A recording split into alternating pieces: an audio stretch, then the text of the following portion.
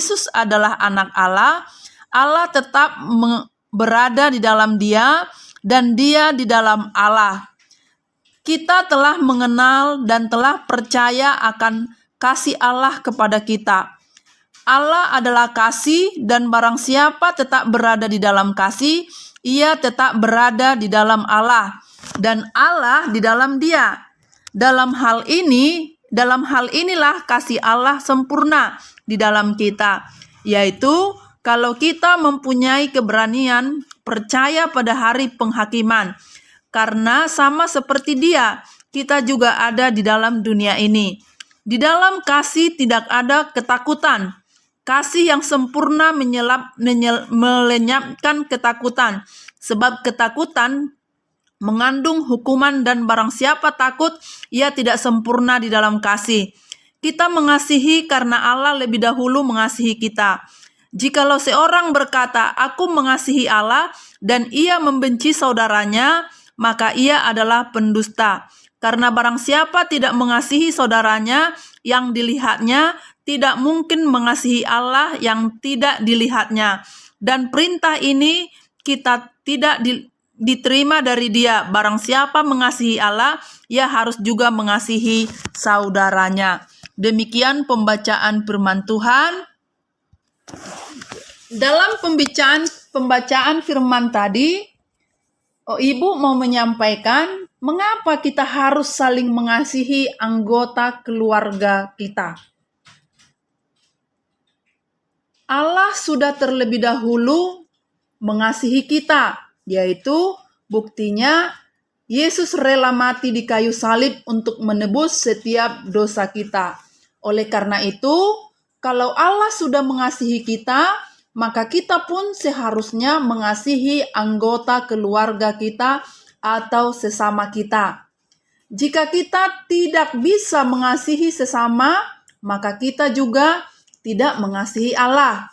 Oleh karena itu, anak-anak, Ibu memberitahukan kalau kita mengasihi Allah, maka kita juga harus mengasihi sesama.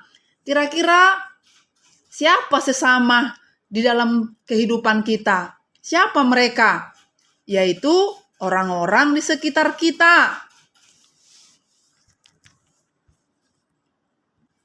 Ketika kita mengasihi orang-orang di sekitar kita, maka keluarga kita, kalau kita tidak menghargai anggota keluarga kita, bagaimana kita boleh mengasihi sesama kita?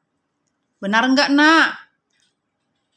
Oleh karena itu, maka kita harus belajar mengasihi keluarga kita sehingga kita terbiasa juga mengasihi orang-orang di sekitar kita. Sekarang Ibu mau bertanya nih kepada anak-anak, kira-kira bisa enggak anak-anak menyebutkan contoh perbuatan mengasihi antara keluarga? Kira-kira apa contohnya, Nak? Coba, ada yang tahu enggak?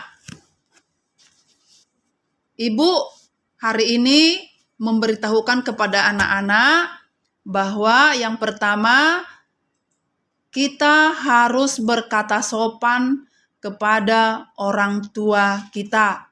Tidak boleh berkata kasar. Tidak boleh berkata intonasinya kuat. Ya, tetapi dengan bahasa yang baik. Yang kedua, berbuat baik. Apa contohnya? Ketika Mama minta tolong untuk kita ambilkan mungkin air minum kah atau hal apapun yang dibutuhkan mama kita, maka seharusnya kita harus membantu Mama untuk mengambilkannya.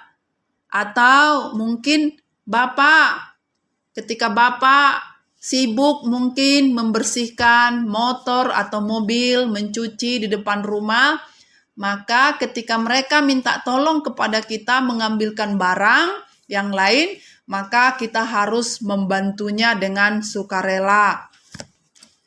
Yang ketiga, yaitu harus saling berbagi.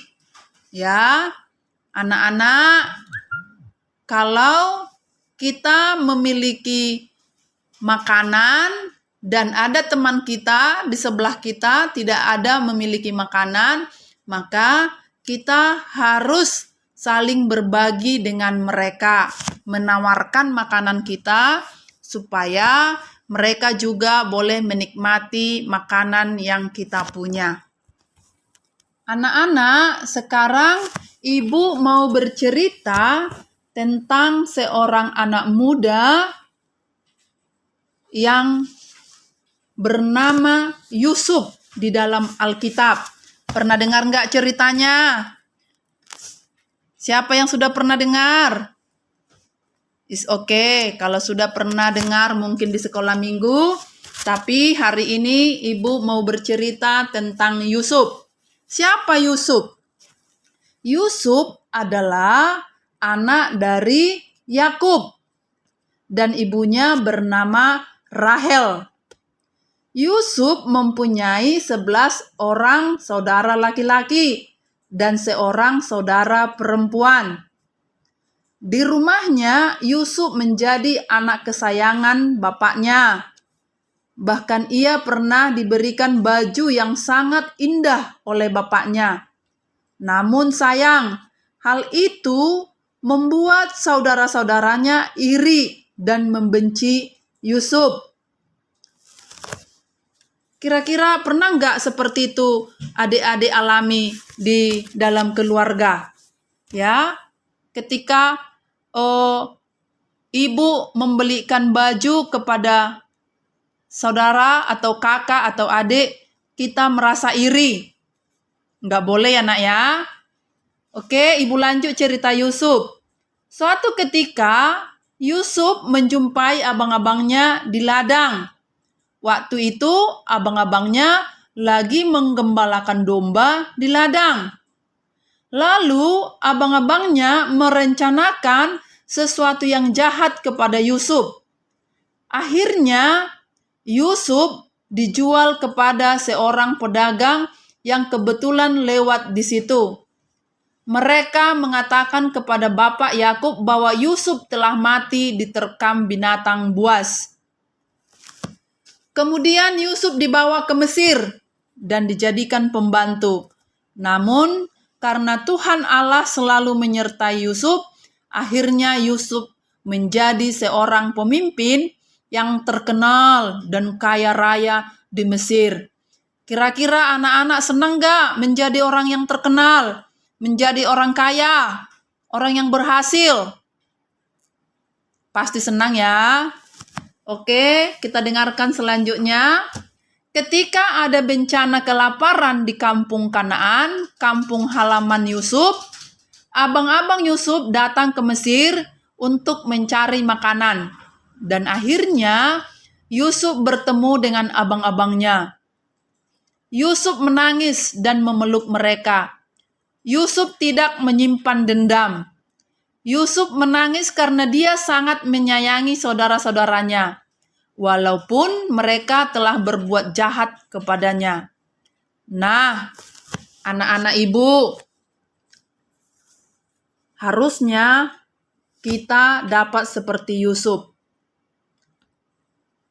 Ketika anak-anak ibu mungkin kakak adik diisengin, digodain, atau mungkin dicubit, dipukul, atau mainannya direbut, atau mungkin ada juga yang diajak orang lain. Kita tidak boleh membalas dan harus memaafkan dan mengasihi mereka. Anak-anak ibu harus belajar melakukan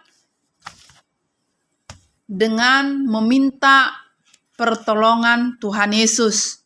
Karena kasih Tuhan Yesuslah kita bisa mengasihi orang-orang yang pernah berbuat jahat kepada kita.